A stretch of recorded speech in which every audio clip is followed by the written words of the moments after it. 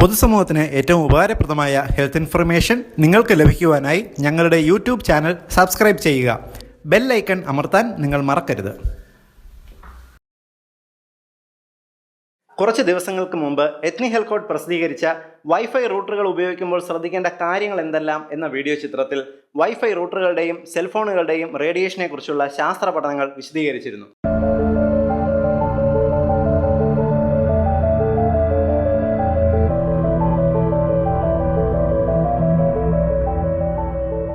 എന്നാൽ wifi റൂട്ടറുകളും mobile phone റേഡിയേഷനുകളും യാതൊരുവിധ side എഫക്റ്റും ഉണ്ടാക്കുന്നില്ല എന്നും എത്നി ഹെൽക്കോട്ടിൻ്റെ വിശദീകരണങ്ങൾ തെറ്റാണെന്നുമുള്ള പ്രചരണം സോഷ്യൽ മീഡിയയിൽ വ്യാപകമായി നടക്കുന്നതായി ശ്രദ്ധയിൽപ്പെട്ടു.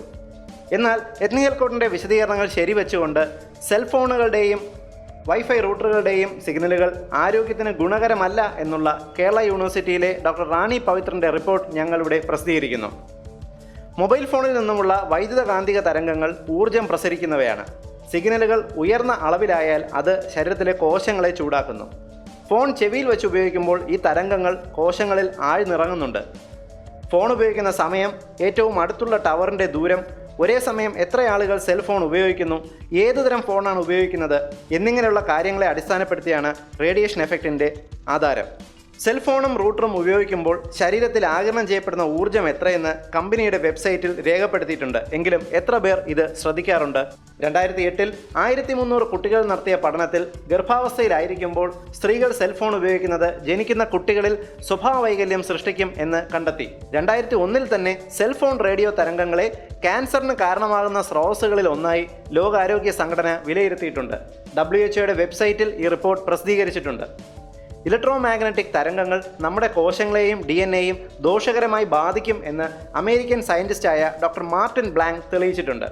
കൂടാതെ ദിവസവും 5 മണിക്കൂറോ അതിലധികമോ സ്മാർട്ട് ഫോൺ, ടാബ് എന്നിവ ഉപയോഗിക്കുന്നവരിൽ പൊണ്ണത്തടി, ഉറക്കമില്ലായ്മ എന്നിവ 43% അധികമെന്നും മനുഷ്യവികാരങ്ങളെ ദോഷകരമായി ബാധിക്കുമെന്നും വിശദീകരിക്കുന്നു. കുട്ടികളും ഗർഭിണികളും അത്യാവശ്യ സന്ദർഭങ്ങളിൽ മാത്രം സെൽഫോൺ ഉപയോഗിക്കുക. ഉറങ്ങുമ്പോഴെങ്കിലും വൈഫൈ റൂട്ടറുകളും സെൽഫോണുകളും ഓഫ് ചെയ്ത് വയ്ക്കുവാൻ ശ്രദ്ധിക്കുക. ഉപയോഗിക്കാത്തപ്പോൾ സെൽഫോൺ ശരീരത്തോട് ചേർത്ത് സൂക്ഷിക്കാതിരിക്കുക. സെൽഫോണുകളുടെയും വൈഫൈ റൂട്ടറുകളുടെയും റേഡിയേഷൻ മുന്നറിയിപ്പുകൾ നിങ്ങൾക്ക് വേണമെങ്കിൽ അവജ്ഞയോടെ തള്ളിക്കളയാം. പക്ഷേ ഓർക്കുക, നിങ്ങൾ അല്പം സൂക്ഷിച്ച് ഉപയോഗിച്ചാൽ ഭാവിയിൽ നിങ്ങളെയും വരും തലമുറയെയും ബാധിക്കാൻ സാധ്യതയുള്ള ഇലക്ട്രോണിക് റേഡിയേഷൻ വിപത്തുകളെ ഒഴിവാക്കാൻ സാധിക്കും. ഈ ഇൻഫർമേഷൻ്റെ പ്രാധാന്യം തിരിച്ചറിഞ്ഞ് ഷെയർ ചെയ്ത് പ്രചരിപ്പിക്കുക. പൊതുസമൂഹത്തിന് ഏറ്റവും ഉപകാരപ്രദമായ ഈ ഹെൽത്ത് ഇൻഫർമേഷൻ നിങ്ങൾക്കായി അവതരിപ്പിച്ചത് etnihealthcode.com.